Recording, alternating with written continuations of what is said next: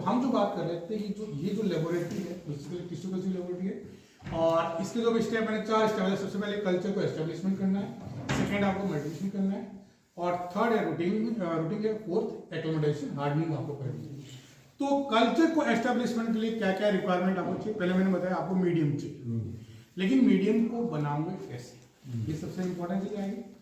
तो मीडियम को बनाने के लिए क्या क्या रिक्वायरमेंट चाहिए, जो मीडियम टिश्यू कल्चर में जो आप घर के अंदर किचन होता है उसी तरह ये किचन जो होता है मतलब पौधे को मीडियम बनाने के लिए मीडिया प्रिपरेशन रूम है।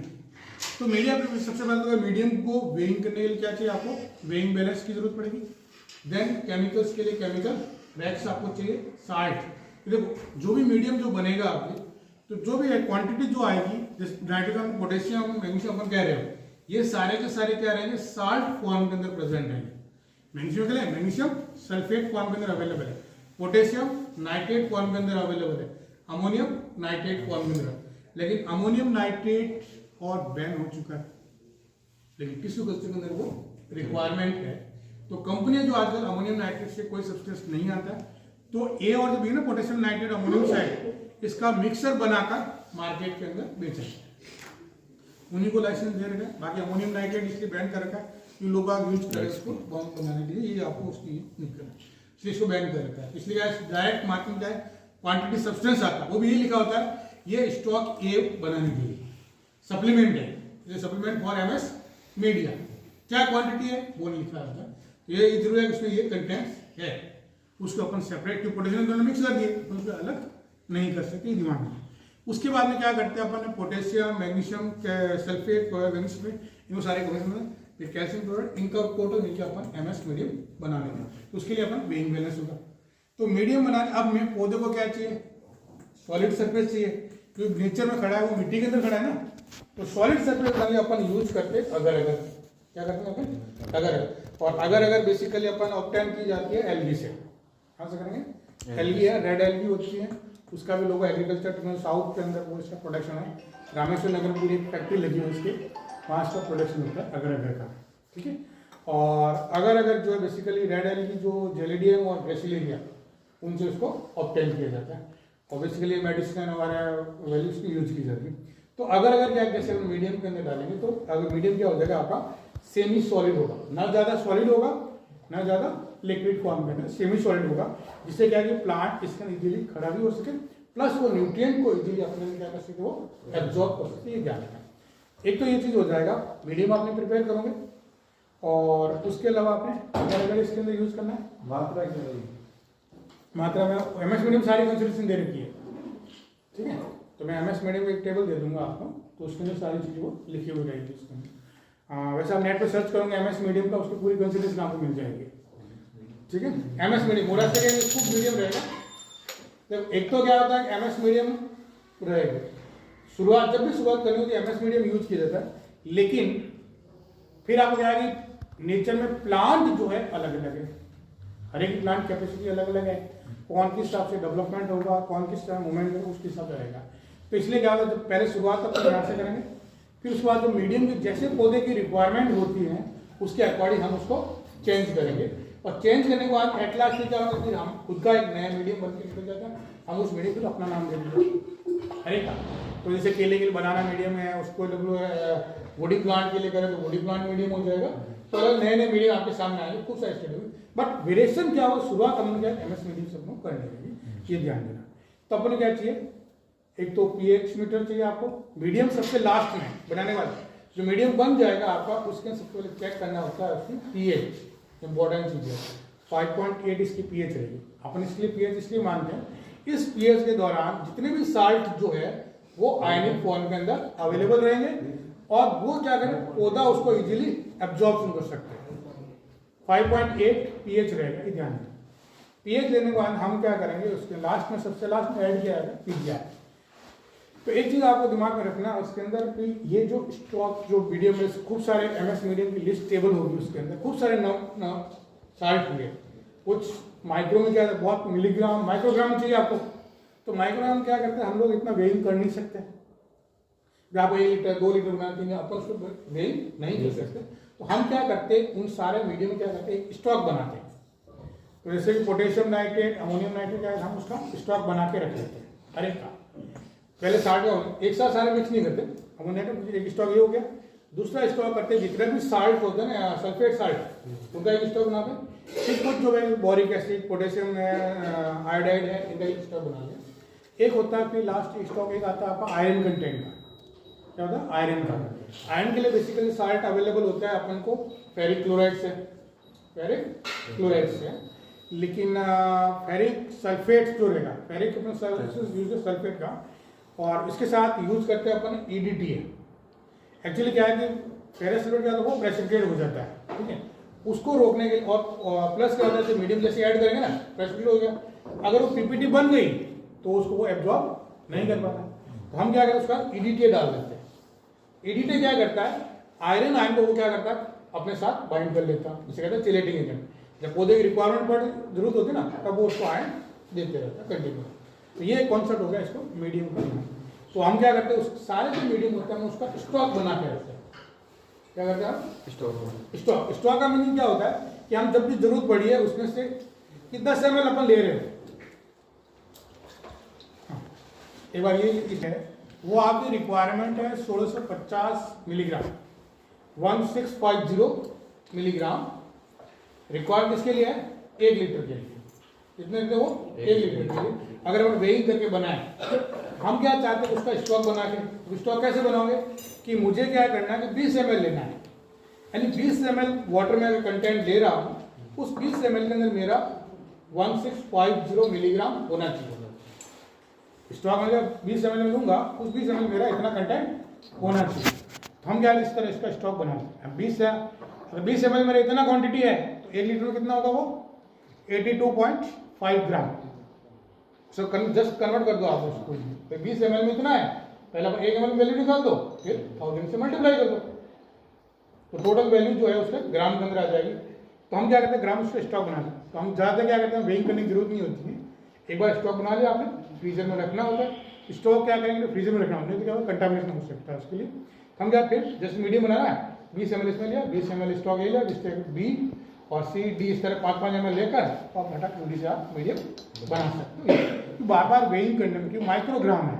जैसे आप कॉपर सल्फेट अपन यूज करेंगे 0.005 ग्राम यूज करना, मतलब कितना वैल्यू वो ग्राम, वो तो स्टॉक बनेगा, उससे बहुत कम वैल्यू जाएगा। हर बार अपन वेइंग कर नहीं सकते हैं, इसलिए क्या हम उसका स्टॉक बना के रख लेते हैं, ये ध्यान देना। ये तो हुआ कि मीडियम बनाने के लिए इस तरह अपन यूज करेंगे। और जैसे मीडियम आपका बन जाएगा, उसको फिर आप मीडियम को पूरा रोटेट करने के लिए अपन मैग्नेटिक स्टायर है, pH मीटर, ये बेसिक रिक्वायरमेंट इस जो मीडियम रूम के अंदर आपको जरूरत पड़ेगी। उसके अलावा जरूरत पड़ेगी आपको एक बड़ा सा ओवन की। ओवन किस लिए चाहिए, जैसे ग्लास वेयर आपने वॉश किया,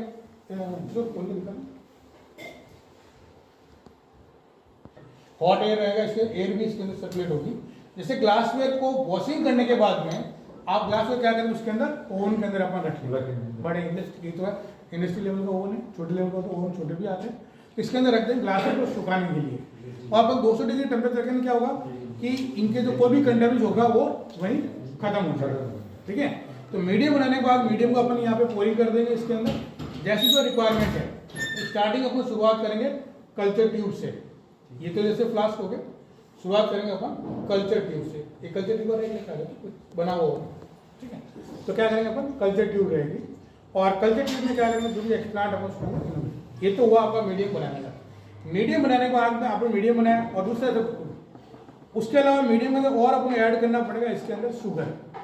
कि हम क्या करें, पौधे को इसके अंदर डालें, लाइट वेट, पौधा खुद भोजन नहीं बना सकता इसके अंदर, तो हम क्या इसके अंदर एक्स्ट्रा शुगर आपको देनी पड़ेगी। तो 30 ग्राम पर लीटर के अंदर अपन यूज करेंगे, और अगर अपन यूज करते हैं इसके अंदर 8 ग्राम पर लीटर के हिसाब से, क्या करेंगे अपन 8 ग्राम पर लीटर की ध्यान दें। उसके अलावा अपने विटामिन वगैरह भी इसके अंदर यूज करते हैं, पौधे जो भी रिक्वायरमेंट है अपन इसको यूज करेंगे, ये ध्यान। इस तरह क्या हुआ, ये व्हाइट जो दिखा ये पूरा मीडियम बन जाएगा अगर होगा। एक और अपन अगर की जगह यूज करते हैं फाइटा जार। क्या करते हैं अपन, Phyta jar, Phytagel use करते हैं। फाइटा जार तो कंटेंट्स हो गए, कंटेनर हो गए, ये करते हैं अपन फाइटा जेल्स आती है, वो अपन से 2 ग्राम उसके अंदर यूज की जाती है। वो पूरा एकदम व्हाइट रहेगा, एकदम मीडियम रहेगा। लेकिन जो ये तो अपन क्या शुगर वगैरह इसके अंदर यूज करेंगे, बाकी जनरल क्या कॉमर्स जो लेवल यूज करते हैं ना, तो ये जैगरी वगैरह भी लोग आप यूज कर सकते हैं इसके अंदर। ऐसे रिक्वायरमेंट पौधा अगर एस्टेब्लिश हो गया तो उसके अंदर अपन चेक कर सकते हो। ये तो प्रोसीजर हुआ मीडियम बनाने का, ये ध्यान, ठीक है, ये रहेगा मल्टीप्ल। उसके बाद में जो मेन जो लेबोरेटरी जो कंडीशन जो है वो रहेगी अंदर, उसके अंदर एक तो रूम रहेगा इनोकुलेशन रूम। क्या रहेगा? इनोकुलेशन रूम का मतलब ये होता है जिसके अंदर अपन कल्चर को ट्रांसफर कर सकते हैं, ये कंडीशन रहेगी, ध्यान दें, ठीक है। और कल्चर को ट्रांसफर करने के लिए अपन को इंस्ट्रूमेंट की रिक्वायरमेंट है, वो कहलाती है लेमिनार एयर फ्लो बेंच। क्या रहेगी? Laminar air flow bench. सबसे इंपॉर्टेंट जो है कि अपने मीडियम को जैसे ओपन करेंगे, इस कल्चर को इस ट्यूब नए फ्रेश मीडियम को ट्रांसफर करेंगे तो उस दौरान कंटामिनेशन के चांस हो सकते हैं, ये ध्यान रखें। मीडियम आपने बनाया, प्लगिंग आपने कर ली, प्लगिंग करने के बाद क्या करना, मीडियम को आपको स्टेरिलाइज करना बहुत जरूरी है। क्या करना पड़ेगा अपन को? स्टेरिलाइज करना जरूरी है, नहीं तो क्या होगा, शुगर आपने डाल रखा है, रिच न्यूट्रिएंट है, और बैक्टीरिया फंगस को क्या चाहिए? रिच न्यूट्रिएंट चाहिए, और जैसे मिलेगा बैक्टीरिया फटाफट डिवाइड हो। लेकिन पौधे को डेवलप होने से 8-10 दिन लगेंगे, उससे पहले मीडियम का पौधा वो बैक्टीरिया वगैरह वो खा जाएंगे। हम क्या करते हैं उसको कि वो उसको डिस्ट्रॉय नहीं करे, उसे क्या आपको ऑटोक्लेव करना पड़ेगा। तो ऑटोक्लेव मीडियम को स्टेज करने के लिए अपन क्या करेंगे, ऑटोक्लेव यूज करेंगे। और जितने भी अपन ग्लासवेयर चाहिए अपन को अंदर, जैसे भी फॉरसेप चाहिए, नील चाहिए, लैब के अंदर जो भी कार्य होगा सारा अंदर जो वस्तु वो स्टेलाइज किए हुए ही जाएंगे, विदाउट स्टेलाइज वो अंदर नहीं जाएगी, ये ध्यान रखना लैब को। क्योंकि अपन खुद जानते हैं कि ऑपरेशन जो थिएटर होता है, डॉक्टर ऑपरेशन करता है, ऑपरेशन थिएटर मतलब क्या होगा, वो कंटामिनेशन फ्री एरिया रहेगा, चीर फाड़ तो डॉक्टर वही करता है, कंटामिनेशन फ्री एरिया रहेगा, ध्यान में। तो यहाँ भी अपन जब टिश्यू कल्चर भी काम करेंगे वो कंटामिनेशन फ्री एरिया चाहिए अपन को, विदाउट फ्री एरिया में अपन उसको काम नहीं तो क्या होगा, कंटामिनेशन आ जाएगा, आपके जो कल्चर किए वो खत्म हो सकता है आपके। इवन ये ध्यान रखना बहुत जरूरी होता है। तो ये तो प्रोसीजर हुआ किस तरीके से अपन करना है, ठीक है। तो कंटामिनेशन फ्री करने के लिए अपन क्या चाहिए, ऑटोक्लेव चाहिए। मैं इंस्ट्रूमेंट आपको दिखा दूंगा, फंक्शन पूरा कंप्लीट बता दूंगा उसका किससे वो करेगा, वर्क करेगा, ठीक है। तो जब भी आप एक ध्यान रखना, कल्चर को जब एस्टेब्लिशमेंट करेंगे, ठीक है, आपको क्या देखो तरीका, आपको पहली चीज तो होता है कि आपका एक्सपेरिमेंट पर्पज क्या है। हम चाहते हैं सर हमें तो क्लोनिंग करनी है, क्या करनी होती है, क्लोनिंग करनी। एक उसके अंदर ये रखा जाएगा मीडियम। अब मीडियम अपन जो यूज करें, तो ये मीडियम इन्होंने बना रखा स्लांट, क्या करके जैसे टेस्ट ट्यूब जब मीडियम पे पोरिंग करेंगे, आफ्टर ऑटोक्लेव आपने यहाँ थोड़ा सा तिरछा रख देंगे, इस तरह का जमा। अगर हम ऐसे रहेंगे तो पूरा स्ट्रेट अपन क्लोनिंग कर रहे हो तो मीडियम क्या होना चाहिए, स्ट्रेट होना चाहिए। अगर अपन कैलस बना रहे हैं, क्या कर रहे हो अपन, कैलस बना रहे मीडियम, इसलिए अपन स्लांट करते हैं, ये सरफेस एरिया आपका बढ़ जाएगा। क्या होता है अपना, सरफेस एरिया बढ़ जाएगा, जिससे क्या कल्चर आपके कैलस इजीली ग्रो हो सकता है, ये आपको दिमाग में रखना है, ठीक है। तो मैंने क्या कहा कि सबसे इंपॉर्टेंट चीज़ है कि जब बाहर अपन जाएंगे नेचर से, तो वहाँ से अगर कोई भी ब्रांच अपन लेकर आएंगे, ठीक है, ये आपको ध्यान है। अब अपन चाह रहे क्या करें, अपन सूट बना रहे, इंड्यूस करवा रहे, क्या करें अपन सूट को इंड्यूस करवा रहे, ये ध्यान है। लेकिन आपको एक थोड़ा नॉलेज ये होना चाहिए कि मैं हर एक बच्चे जैसे क्लास में पूछूँ कि सूट जो बनेंगे वो बनेंगे कहाँ से, कि ये पर्टिकुलर एक जैसे आप ब्रांच आप चेक करो, ब्रांच कहाँ से निकली है, जहाँ नोड होगा, पावर संधि होगी, हिंदी में अपन कहते हैं पौधे, नोड कहीं बीच में से नहीं निकला होगा, जहाँ नोड होगा वहीं से निकलेगा। ऐसा क्यों, इसके अंदर क्या होती है पर्टिकुलर, जिसे अपन कहते हैं एक्सिलरी बड, कक्षर कलिकाएं होती है।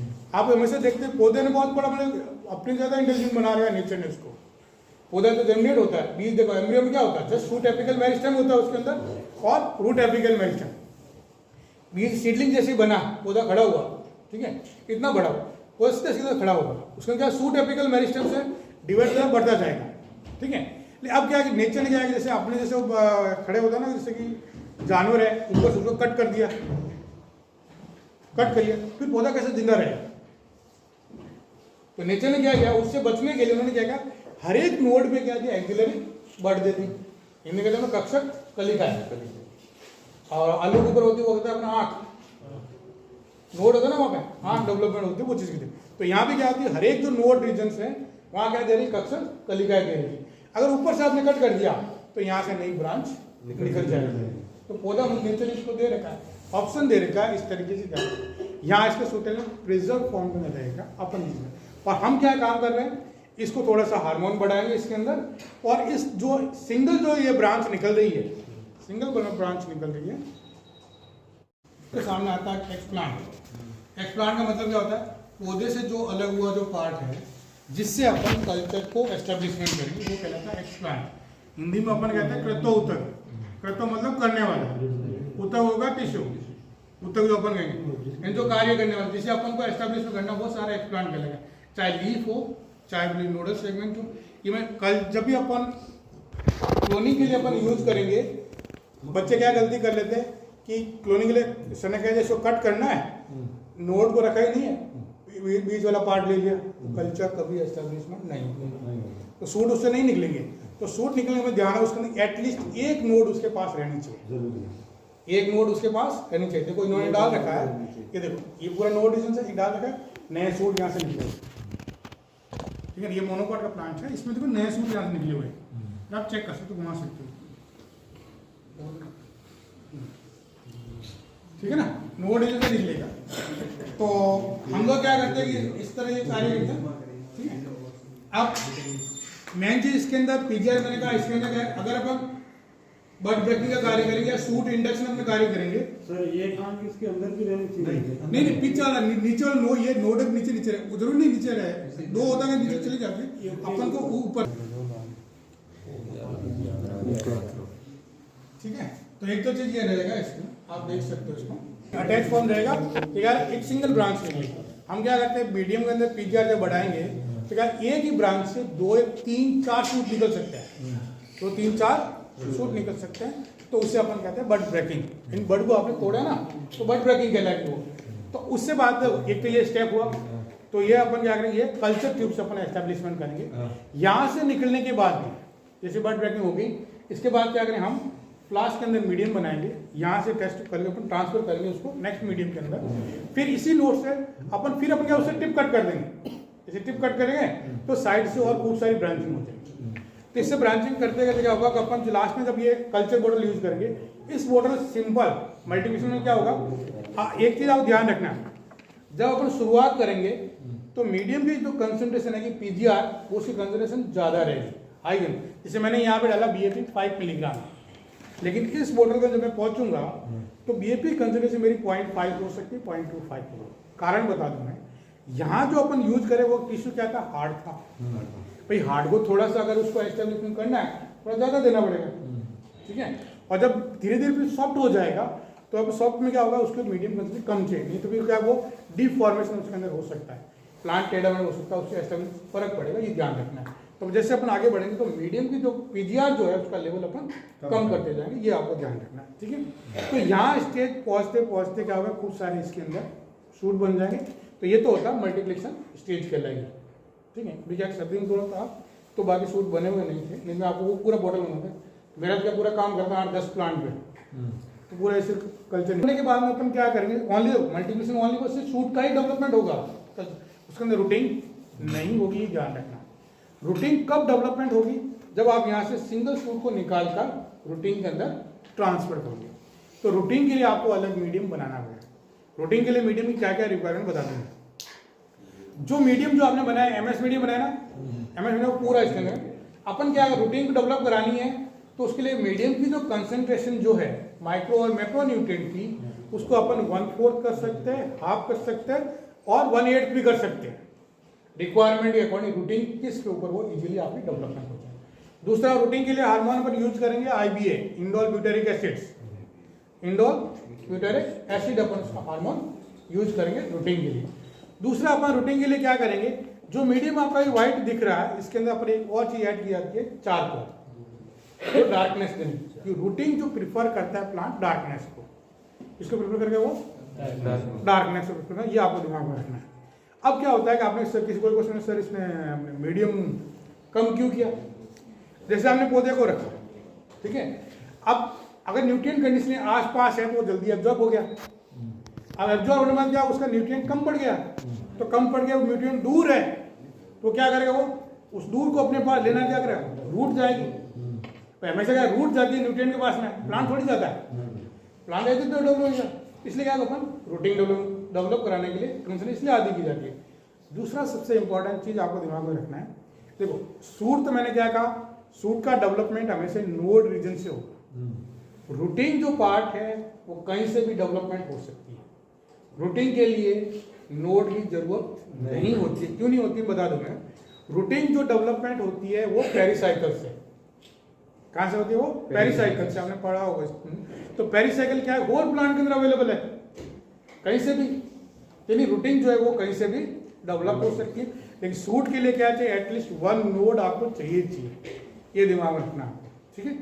एक तो हो गया ये कल्चर, रूटिंग हो गया। अभी रूटिंग कराने के बाद में अपन प्लांट को लेकर जाएंगे ग्रीन हाउस के अंदर, डायरेक्ट अपन फील्ड के अंदर लेकर नहीं जाएंगे। ध्यान का क्यों, हार्डनिंग उसको करवानी बहुत जरूरी है। क्योंकि आपने क्या किया, सारे कंट्रोल कंडीशन के अंदर, और कंट्रोल कंडीशन होने से क्या होगा, उसके अंदर कुछ चीजें डेवलप नहीं हो पाएगी। तो वो चीजों को डेवलप करने के लिए अपन उसको हार्डनिंग में रखना पड़ेगा। तो अपन से मैं अगर बच्चे को कहते हैं सर ये हार्डनिंग क्यों करते हैं, तो मैं सीधा उनको जवाब देता हूँ कि बच्चा जब जन्म लेता है, माँ बाप क्या करते हैं, आपको 20 साल तक आपकी हार्डनिंग करते हैं। ऐसे थोड़ी जन्म हुआ बच्चों कहते हैं कमाने लग जाओ, नहीं कहते ना। तो ये चीज क्या है, आपको खुद की अपनी हार्डनिंग की जाती है। जब हार्डनिंग कब तक, जब तक आप अर्निंग करने की शुरुआत हो जाओ, आत्मनिर्भर नहीं। हाँ बस, जैसे जब अर्निंग करने शुरुआत हो जाओगे तो आपको अपनी पेरेंट्स आपको अपना हाथ खींच लेते हैं कि अब आप करते रहो फ्री। तो अपन पौधे को एक बार स्टार्ट कर दिया आपने, तो पौधा देखो हम लोग करते क्या है, पौधे को लगाए नेचर के अंदर, ठीक है। जब पौधा डेवलप होकर इतना बड़ा हो जाता है, उसका पानी पीने की जरूरत ही नहीं पड़ती, नहीं पड़ती ना। हम ज्यादातर हम लोग क्या करते हैं, पौधे को फोटो लगाना तक खिंचाते हैं। इतना डेवलप किया हुआ फोटो किसी की नहीं है। जितने भी सब जने पौधे हर साल पौधे लगाते हैं अपन, लेकिन मेरा मानना यह है कि जब तक कोई लोग पौधा डेवलप किए, इतनी बड़ा पौधा एक में इतना मेरा वहां से लगा पौधा इतना बड़ा हो गया, अब इसकी जरूरत नहीं है, हम लोग लगा के छोड़ देते। अब कहीं कोई जानवर खा गया, उसको पानी की रिक्वायरमेंट है, बच्चे करे कहाँ से। भाई अगर पौधा बड़ा है तो उसने जब तक वो रूट डेवलप हो गई उसकी, तो पानी तो वो 100 मीटर से अंदर खींच लेगा वो डेवलप होने के बाद। ये अपन तो इसलिए टेक्नोलॉजी क्या होती है, अपने हम पौधे सजेस्ट नहीं देते होते हैं, जब तक पौधा डेवलप नहीं हो तब तक उसको पानी मिलाते हैं। हार्डनिंग तो करनी पड़ेगी उसकी। तो नेचर हम क्या करते हैं, पौधे की उसकी हार्डनिंग के लिए अलग से आपका ग्रीन हाउस बना रहता है हमने, वो अपन मैं दिखाऊंगा पिक्चर सारा चीज, ठीक है। तो हम क्या करते हैं, एक तो आप यहाँ तक समझ में आ गया आपको क्लियर है। उसके बाद दूसरा अपन एक और कार्य करते कि देखो नोडल एक्सप्लांट डाला आपने, उससे मिल गया। ये टेक्नोलॉजी कहलाती है क्लोनिंग। क्या कहते हैं, क्लोनिंग। क्लोनिंग मतलब होगा कि जो कैरेक्टर इसके अंदर होगा वही कैरेक्टर उसकी प्रोजेनी के अंदर रहेगा, ये ध्यान है, ठीक है। दूसरा अपन मेथड यूज करते हैं उसका, ये कहलाता है कैलस। ये आप देख रहे हो व्हाइट दिख रहा है आपको, ये होता है कैलस। कैलस का मतलब ये होता है कि अनडिफरेंशिएट मास ऑफ सेल्स, यानी अविभेदित कोशिकाओं का समूह है, यानी इसकी कोई शेप नहीं, कोई साइज नहीं, ये मर्जी चाहे जिस तरह ग्रो हो रहा है, मर्जी चाहे जिस तरह ग्रो हो रहा है। अब आप इससे क्या कर सकते हो, इससे डायरेक्ट शूट बना सकते हो, डायरेक्ट रूट बना सकते हो, और डायरेक्ट एम्ब्रियो बना सकते हो। 3 चीजें अपन इससे कर सकते हो। एम्ब्रियो, जो एम्ब्रियो इससे बनेगा वो कहलाएगा सोमेटिक एम्ब्रियो, शूट बना सकते हो, रूटिंग्स में डेवलप कर सकते हो। दूसरा सबसे इंपॉर्टेंट टिश्यू कल्चर का अपन एक और यूज करते हैं कि ये अगर कोई मेडिसिनल जो प्लांट है, जो ड्रग्स पौधा बाहर बना रहा है, जो मेडिसिन वैल्यू जो होती है, जो पौधा अगर बाहर कोई बना रहा है वही प्रोडक्शन अपन इसके अंदर कर सकते हो, यानी कैलस के अंदर वो प्रोडक्शन अपन लेकर आ सकते हो। लेकिन क्या होता है, नेचर में जो पौधा ग्रो हो रहा है वो तो क्या है, लिमिटेड ग्रो होगा, सीजन ग्रो होगा, सीजन अकॉर्डिंग उसकी प्रोडक्शन देगा आपको।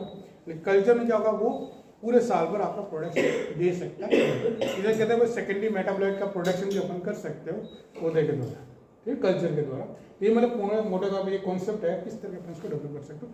तो 1 बाय 1 मैं आपको इंस्ट्रूमेंट दिखा देता हूँ और पूरी लैब एक और आपको बता।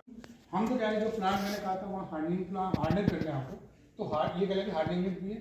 और कहले इसको टिश्यू कल्चर के जितने प्लांट थे सबसे पहले यहाँ इसको रखे जाएंगे इधर। लेकिन अब आपको यहाँ अपन डेजर्ट एरिया में खड़े, गर्मी का टेम्परेचर बहुत ज़्यादा है, तो आपको टेम्परेचर यहाँ पे 30 डिग्री टेम्परेचर चाहिए। हम लोग क्या करेंगे, इस टेम्परेचर को मेंटेन करने के लिए तो घरों के अंदर कूलर यूज होता है। एक तरफ पैड होते हैं पीछे तरफ, अब क्या होता है फैन होते हैं, ठीक है ना। तो ये कहलाता है पैड सेक्शन, यहाँ पानी कंटिन्यू इसके अंदर रोटेट होगा, ठीक है। और सामने जो लगे वो फैन कहलाते हैं एक्सेल फैन, क्या कहलाते हैं वो एक्सेल फैन। एक्सेल फैन का मतलब क्या होगा कि जो एयरेशन जो खींचेगा यहाँ से, तो पौधे के ऊपर कोई इफेक्ट नहीं पड़ना चाहिए, बहुत तेज चलेंगे वो, लेकिन आपको महसूस नहीं होगा कि मतलब वो एयर खींच रहा है, यानी पौधे की पत्ती भी नहीं हिलेगी, क्या मतलब नहीं हिलने से क्या होगा, सारा फ्रूट उस तरफ झुकेगी, तो ये मूवमेंट होगा इसके अंदर। अब जब मूवमेंट करेंगे अपन यहाँ पे वाटर का, तो यहाँ का टेम्परेचर 25 डिग्री रहेगा, 25-26 डिग्री। जैसे वहां की तरफ जाओगे टेम्परेचर आपका बढ़ेगा। शुरू में जैसे पौधे जब रखेंगे ना, तो ये जो ब्लैक आप देखो ये कहलाते हैं सॉइल राइट, क्या कहलाती है सॉइल राइट। और सॉइल राइट अपन बेंगलोर से कंपनी है वो लाकर देती है, जिसके अंदर पीट मॉस है, समुद्र रेत नहीं, सॉइल राइट पीट मॉस होता है, इसका मिक्स करके बनाई जाती है इसकी सॉइल राइट हो गया। सूट को ट्रीटमेंट के डायरेक्ट सॉइल के अंदर डाल देते हैं। इससे दो फायदे होते हैं, एक तो अंदर की रूटीन करवाने की जरूरत नहीं पड़ी, अगर पौधा उसने यहाँ है रूटीन डेवलपमेंट करी, साथ साथ उसकी हार्डनिंग भी हो जाती है, प्लस रूटीन भी हो जाती है, टाइम आपका बच जाता है। एक तो अपन ये गा रहे हैं, जिसे कहते हैं अपन एक्स विट्रो रूटिंग अपने कहलाते हैं। तो तब शुरू में प्लांट को अपन यहाँ रखते हैं बोतल को पैक करके, ठीक है। और जैसे अपन आगे बढ़े एक तो बाद बोतल खोली जाती है, फिर धीरे धीरे अपन शिफ्टिंग करते हैं। शिफ्टिंग वो कहलाता है हड़जोड़, हड़जोड़ कहते हैं। उसके बाद में कॉमिकोरा वाइटाइट जो है वो प्लांट भी लगा हुआ है। और इधर जो प्लांट देखा होगा पीछे जो बेल टाइप पर है, कोई एलोए आगे का एलोवेरा सब जन जानते होंगे, उससे पहले वो है कारालुंगा, ये कारालुंगा एडोलिस। और इस प्लांट को जो कहते हैं जश्न वाला यूज भी करते हैं इसको खाने के रूप में, ड्रैगन फ्रूट है ना जैसे हड़जोड़ नहीं ड्रैगन फ्रूट अलग है, हड़जोड़ है। इसमें क्या होता है, कैल्शियम कंटेंट सबसे ज़्यादा होता है, तो हड्डी को तोड़ने के लिए अपन यूज करते हैं।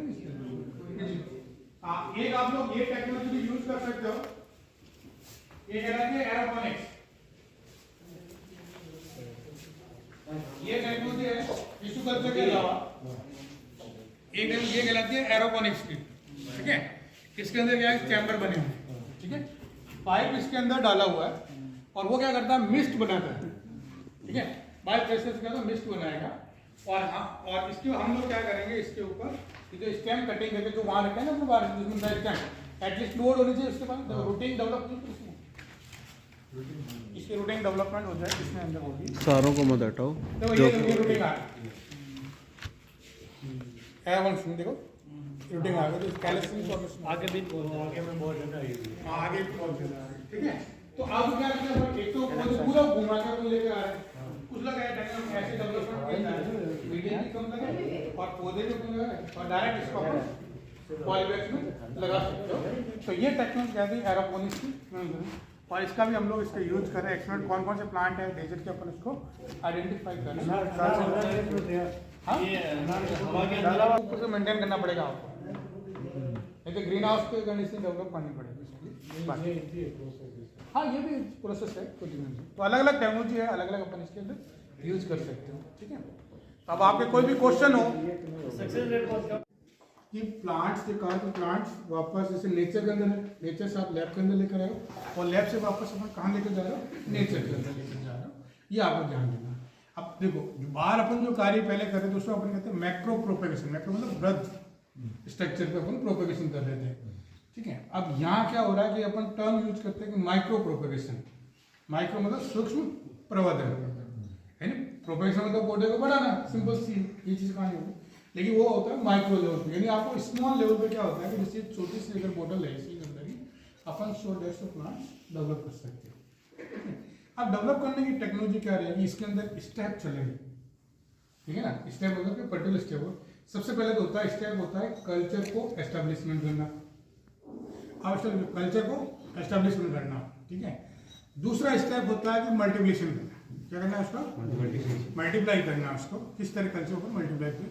सेकेंड थर्ड फोर्थ स्टेप होता है उसका रूटीन का, थर्ड हो गया रूटीन का हो गया, और लास्ट होता है उसका हार्डनिंग और एक्लिमेटाइजेशन, ठीक है। तो लैब का भी स्ट्रक्चर अपन उसी हिसाब से डिजाइन किया जाता है, सारे जो लैब होगी टिश्यू कल्चर लैब होगी उसके अंदर क्या हो। तो क्योंकि मैं तो कल्चर एस्टेब्लिशमेंट करने के लिए आपको क्या क्या चाहिए, रिक्वायरमेंट होगी उसके लिए, सबसे पहले चाहिए आपको कि भाई पौधा जो भी ग्रो करेगा उसको पहले क्या चाहिए, मीडियम चाहिए, मीडियम।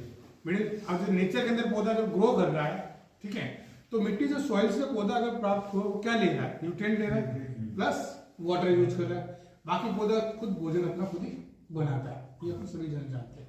लेकिन नेचर ने क्या डाला है, हर एक पौधे को जब जर्मिनेट होता है, ठीक है, सीड अपन यूज कर रहे हैं ना, भोजन को सीड अपने, वो सीड की भोजन जो बनाया ना पौधे ने एम्ब्रियो के साथ में, वो खुद के लिए बना रखा उसने, लेकिन वो ज्यादा प्रोडक्शन कर रहा है, इसलिए वो हमारे भी एक्स्ट्रा प्रोडक्ट भी आपको मिल रही है।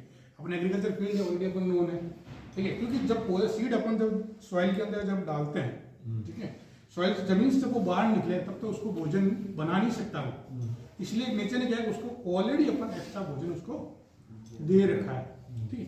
आप जो भी अगर कल्चर एस्टेब्लिशमेंट में पढ़ोगे वो देखिए डेवलपमेंट हिस्ट्री पढ़ो, हर एक स्टेप पे उसका भोजन दे रखा है, ये टेक्नोलॉजी इसके अंदर आपको देखना है।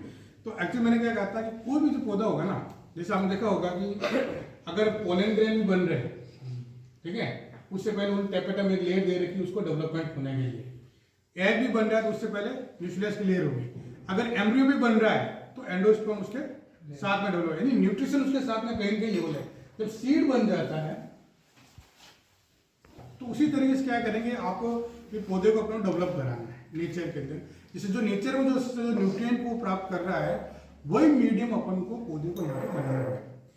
न्यूट्रिएंट अपन ठीक है, मैक्रो न्यूट्रिएंट हो गया, माइक्रो न्यूट्रिएंट, नाइट्रोजन है, पोटेशियम है, मैग्नीशियम है, सल्फेट है, वो सारे अमाउंट आपको लेना है, वो सारा इक्वल क्वांटिटी में। जो बेसिकली अपन टिश्यू कल्चर के अंदर यूज करते हैं एमएस मीडियम, जब भी अपन काम की शुरुआत करनी होती है सबसे पहले तो फर्स्ट जो मीडियम अपन यूज करते हैं एमएस मीडियम होते हैं, मुरासा के स्कूल में बना रखा है। लेकिन आप खुद अपन सोच सकते हो कि टिश्यू कल्चर का जो कॉन्सेप्ट जो है, कॉन्सेप्ट अपन बात करें, कॉन्सेप्ट कब दिया गया था, 1902 के अंदर, किसने दिया, हेबरलैंड ने दिया था। हेबरलैंड ने कहा था कि पौधे की कोई भी लिविंग सेल्स है, क्या कहा, कोई भी अगर जिंदा सेल्स है उस सेल से अपन पूरा प्लांट बना सकते हैं।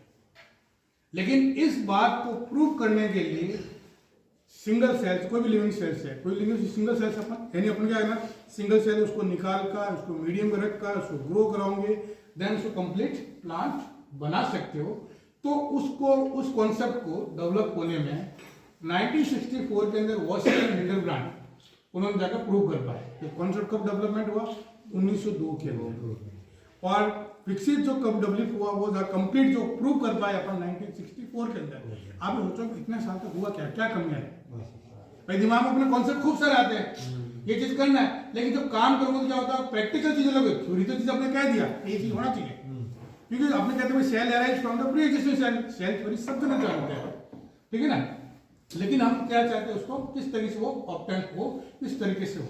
तो ये सारा चीज कॉन्सेप्ट उन्होंने क्या किया, डेवलप, क्योंकि जब उसने जब खोज की थी, उन्हें कल्चर उस समय छोटा सा जो मीडियम था बनाते, वो फिजियोलॉजी में नूब साल्ट सॉल्यूशन बनाए थे, जस्ट लिक्विड करा हाइड्रोपोनिक उस तरह बना रखा था एक्सपेरिमेंट करने के लिए। जब लीफ को तोड़ उन्होंने रख दिया, जिंदा रखा उन्होंने 3-4 दिन जिंदा रखा, बट सेल को डिवाइड नहीं कर पाए।